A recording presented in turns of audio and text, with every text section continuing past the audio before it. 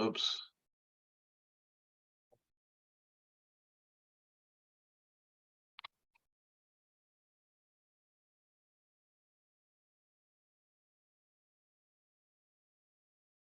All right.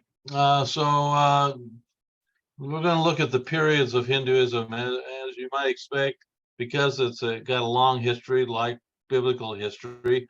You know, uh, we have biblical history pre-Abraham, but it's easier to identify things with Abraham because it gives us some details, more details than when it was pre-Abraham.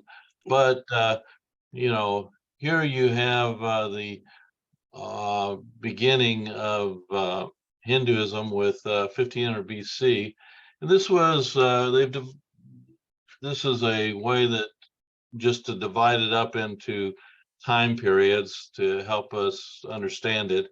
You got karma marga, uh, and marga means kind of way or work, and so this is your duty here. And the scriptures during this time were your Vedas, Sutras, Brahmanas, and what was called the Code of Manu. This period they had detailed observance of laws and rituals governed by priests. Kind of sounds like the Old Testament, doesn't it? And then you have knowledge, Marga Nana, and this is more of the philosophical period, but it just means the way of knowledge. And about 500 BC, this is also the time period when Buddhism is Buddha is going to be born, and you get the beginning of Theravada Buddhism. It's coming out of this philosophical side. And the scriptures in here are the Upanishads, so they're the later yeah, than the Vedas in this regard. And you know, here you have the mystical recognition of the Atman Brahman. This is Atman is the soul. Each person's Atman, when the person dies, their soul, the Atman goes through the cycle of reincarnation. And depending on their karma, that Atman will come back at whatever caste level or not. And, you know, but there is also discussion of Brahman, this overarching world spirit, impersonal world spirit there, and has some information about how to reach moksha, release from this cycle of samsara through withdrawal and contemplation and stuff. Well, the last stage, devotion stage, this is Marga Bhakti, Bhakti being devotion, 200 BC to about 800 AD. I don't know how many of you have heard of Bhagavad Gita. This was when I was in high school, was a very popular thing for people to read, and it's highly connected to the god Krishna. You also have Tamil poetry and what's called the Puranas, not like the fish piranha. And this has to do more with, you know, not so much a physical, philosophical understanding, but an attachment to one god or goddess. And there's different schools of thought, but it's more of you devote yourself to one or more gods, and it becomes more of a personal relationship type of thing. And that's the devotion part. And I think the way Cordovan does this in his book, where this chart comes from, is somewhat helpful in breaking down the different types of religious practice over the years. And so that's why I go over that. All right, so the three paths are margas to moksha. Now, we have to remember moksha is this release from the cycle of samsara. In today's popular religions in the U.S., the New Age and things like that, spiritualism, they view the cycle of samsara or reincarnation as something that's good because you die, you get to come back. But in Hinduism and Buddhism both, the cycle of reincarnation is not seen as good. It's seen as something you want to get out of. And that's your whole purpose is to get out of it. And so you're not stuck forever eternally in this cycle of samsara. And so how do you get out of it is the question. And Buddha's going to come along and says he's not happy with any of the Hindu answers. So he comes up with his own answer. And we'll talk about that when we get into Buddhism. But the karma marga, the way of actions or works, you can say works or duty, but this is in the Vedic period here. But this is, you had to have the right rituals and things. It was very dependent on the priests and, doing the sacrifices, but it was just highly unlikely anybody could get out of this cycle of reincarnation. Jnana Marga, way of knowledge. This one is where you get into the yoga. This is not so much sacred knowledge as kind of self-disciplining yourself through yoga and physically disciplining yourself and mentally disciplining yourself so that you can block out all the attachments to the world and just contemplate your way. You have to work your way out of this world into the mystical world. And so it's a lot of mystical contemplation. And ultimately, if you can do it well enough and kind of get to the point where you've contemplated your way out of, even being present in this world anymore, that releases you, moksha, out of this cycle of reincarnation. But it's based on your own self-discipline, not like in Christianity, where we know when we commit ourselves to Christ, he's going to take care of us and we will be with him released when we're released from this life. But it's not based totally on our works. We based on our faith, and in the meantime we're striving to live according to his will. Well, Bhakti Marga takes it further, and this comes along later on. And this is the way of devotion. It came up from South India, Tamil area, a lot of it. And because the other two ways, it's very rare for anybody to get a release from the cycle of reincarnation.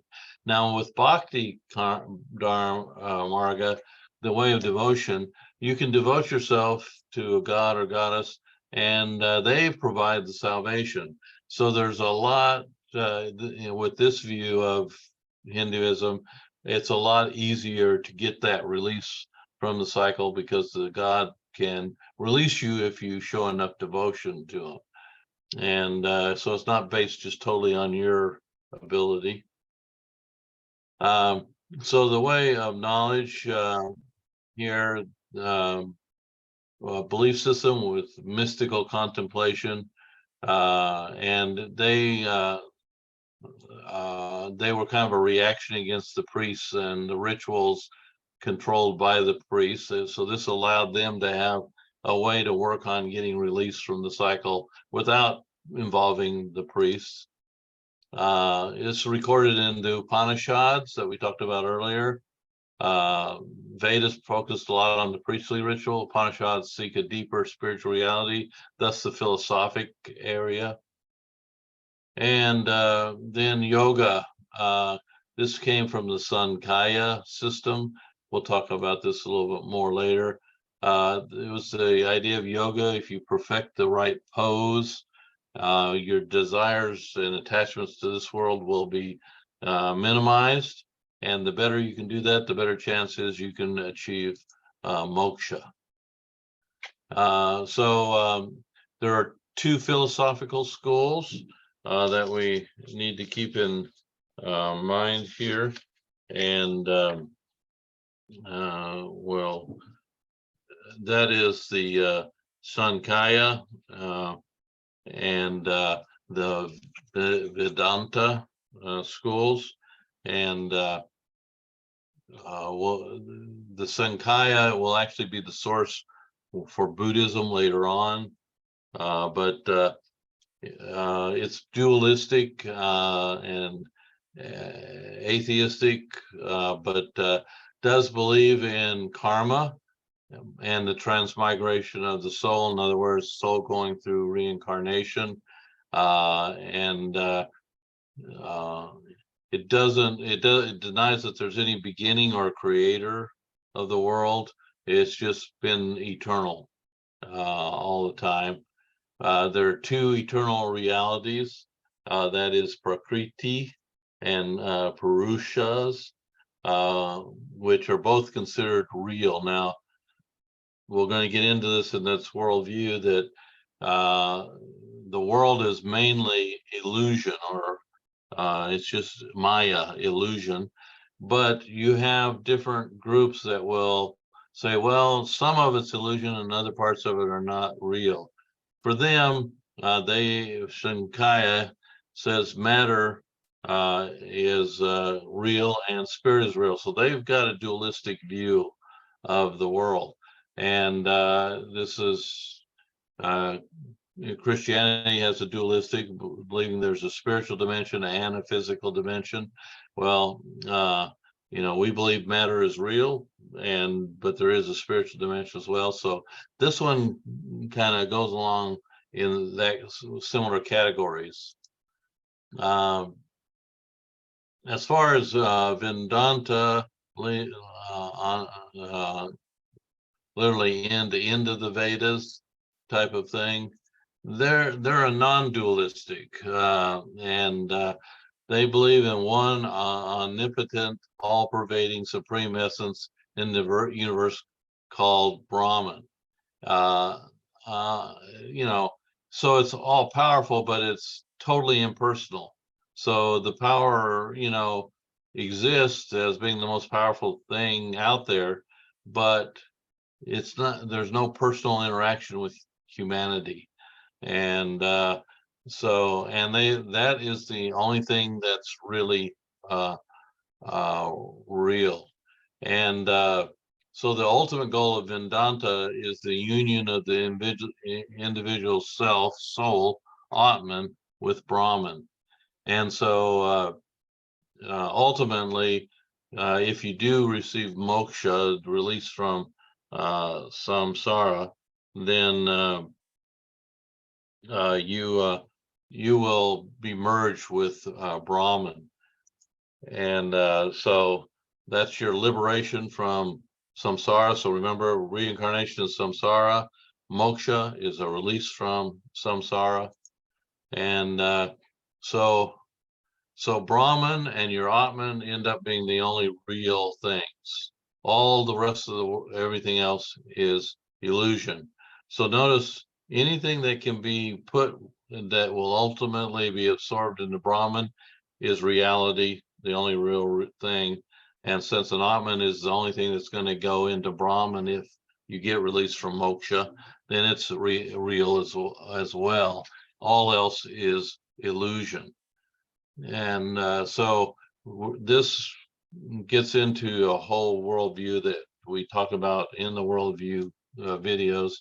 And we talked about the fact that, when you look at the particular worldviews, there's those who believe there's matter and there's spiritual, and then there's those who believe that there is only illusion and nothing's really real. And that's where this falls more into that category, although they would say Brahman and Maya, Brahman and Atman are real in the sense that when Atman gets released, it gets back into Brahman, it can be absorbed into Brahman.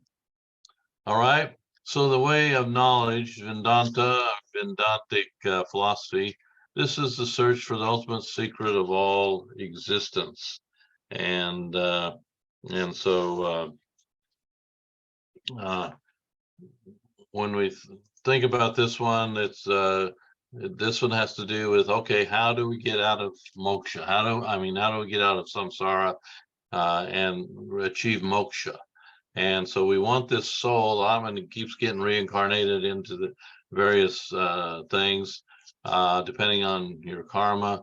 You know, how do you get out of it is the purpose.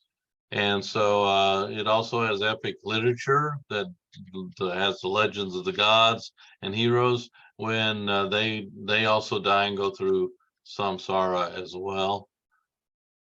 And then this gives rise to Buddhism, which is going to come out, and it will have a totally different approach than the Hindu approaches. And we'll talk then about how Buddha looked at the different approaches and practiced some of them, and finally decided none of them worked, and came up with his own system.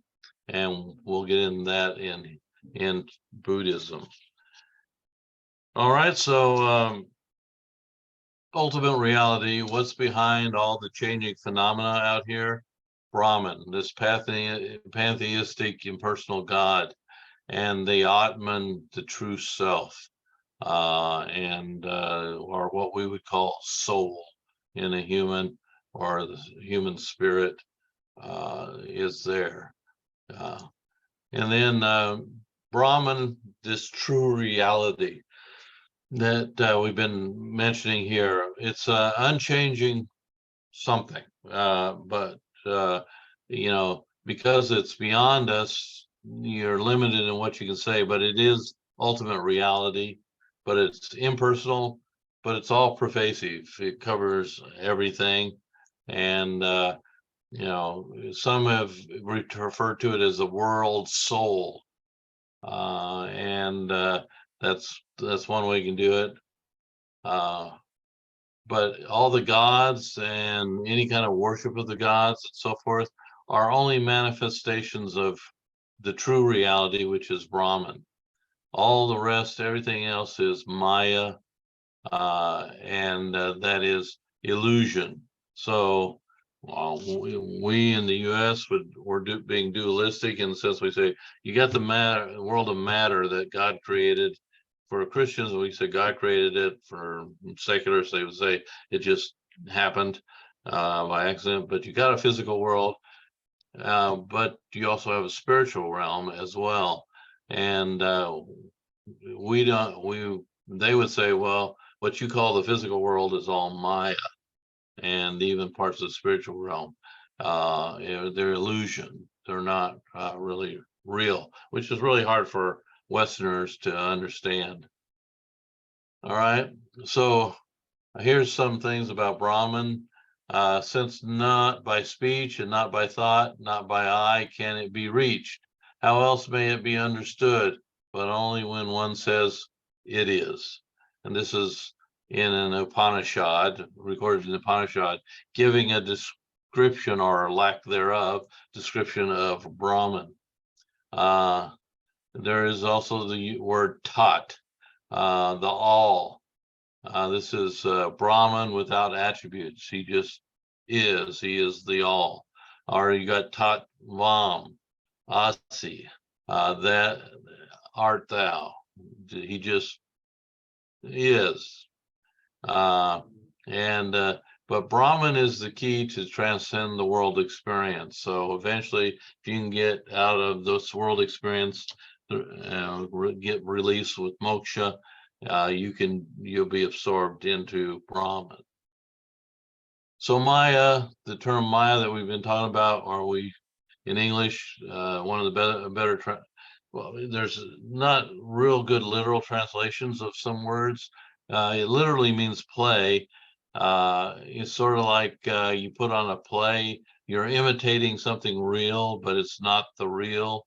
Or you could say a film is like that. It's those people on there are just imitations of something real. But you know, that's what they're meaning here with play. And it has to do with just regular daily life. It's kind of like they would say it's magic play.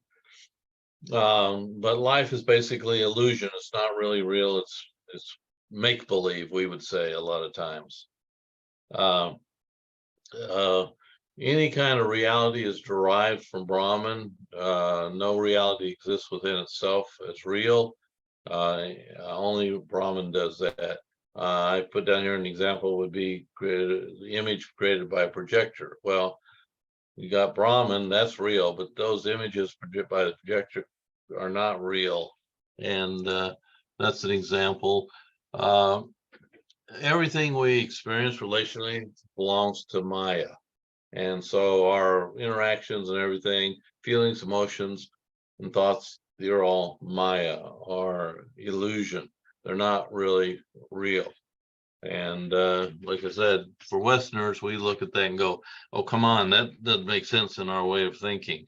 But this is a worldview that a lot of people hold, both from a Hindu and a Buddhist perspective.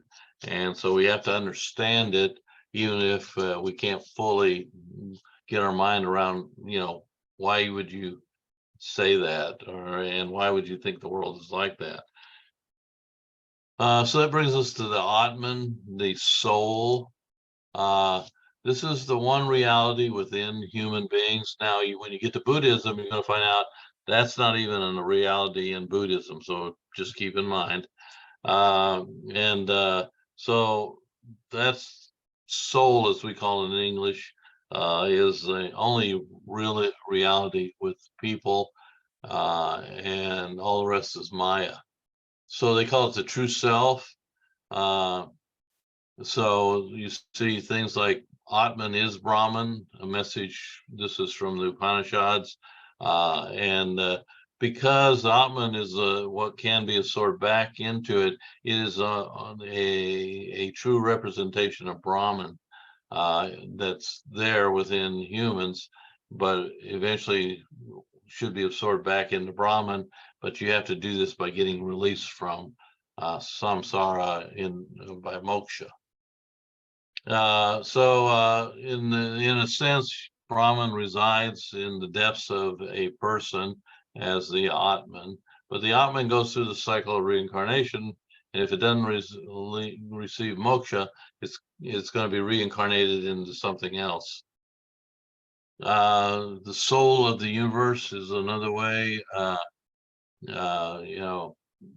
You can't fully understand this Atman soul because it's so connected to Brahman itself, which is beyond understanding. All right, so you have what's called the life of sannyasa. And this is how Hindus would work to get out of the cycle of samsara and receive moksha.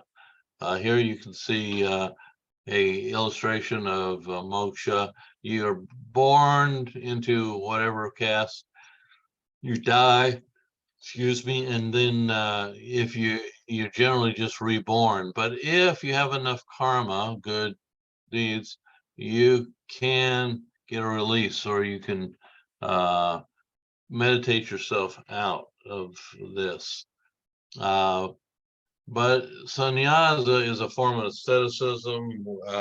This is a form of disconnecting yourself away from the world with renunciation of material desires and prejudice. It's represented by a state of disinterest and detachment from previous material life. And you're trying to, you put yourself into a kind of a spiritual retreat from the world. And this usually happens in lives of men. I've never heard of it being done much with women, which is an interesting aspect of Indian beliefs as well. But generally, it's an older man, his family's grown up, and it's he and his wife, and that is when they tend to pursue this. And with that comes a detachment from his own wife, because she's part of that world. And so it can be very traumatic for a family situation.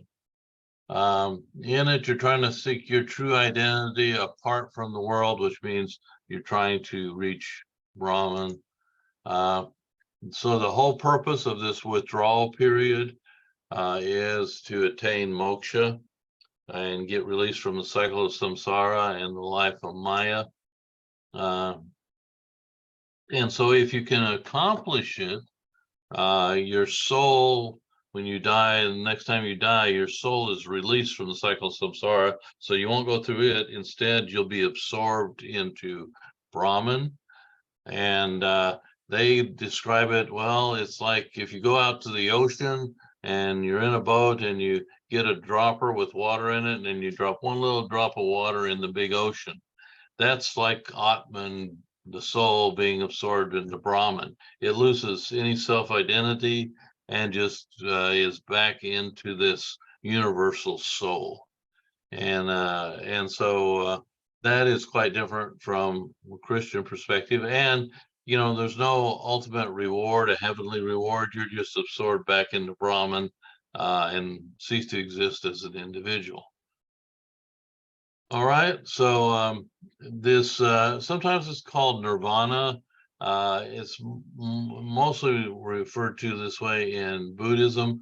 Nirvana is oftentimes, I've had people ask me when I was doing presentations on world religions, they say, isn't nirvana the same as heaven? No, it's just you cease to exist as a person, which you do with your Atman's absorbed into Brahman, or in the case of Buddhism, you just cease to exist altogether. So keep that in mind. And so we're going to get two more here on this section, and then we'll move on to the next section. You got that bhakti, the loving attachment, the way of devotion that we talked about earlier. And here we're expanding on it. Bhakti is at the heart of most contemporary Hinduism. So if you go out and look at how Hinduism is being practiced, this is the most common thing you'll see. Popular in southern India, among the non-Aryan background. And you'll see this often among the Tamil people. It's not through works nor secret knowledge as in the other two cases, and those two systems, it's not easily attainable, but through a loving relationship with a god or a goddess, it's much more capable of getting released from samsara with the help of the god or goddess who you're devoted to. And just because you're devoted to one god or goddess doesn't mean you can't serve other gods and goddesses. So keep that in mind in this. The roots of bhakti are found in the Bhagavad Gita, which was written about 200 BC. Also highly associated with Krishna, the god Krishna, and who is an avatar of Vishnu. He's a heroic war figure, and so the idea, he becomes kind of a messiah figure and saving people through their devotion to him. And but you still have to do your caste duty even in that system. All right, two later influential Hindu philosophers that have really made their mark, and we'll stop here and move to the next section. But Sankara in the 8th century, he said the world was totally illusion and the only reality is Brahman. And so that's his view of it. And religion was basically a pursuit of deliverance from deception, or from Maya, we would say. And so they were seeking this release, but from this illusionary world. And then Ramayana, Ramanuja, I should say, and 12th century AD. He believed in the absolute reality of the world. So as Christians, we would say, okay, we would agree with that, absolute reality of the world. The human soul was separate from the Godhead and could relate itself to God, not by absorption, but by devotion. So here you have in the 12th century AD a real push from the school of Ramanuja to say, yeah, there is the world is real, and but and the soul is separate from the Godhead, but through devotion, a person could get released from the cycle of samsara. All right, so that's a good spot to break off this particular presentation, and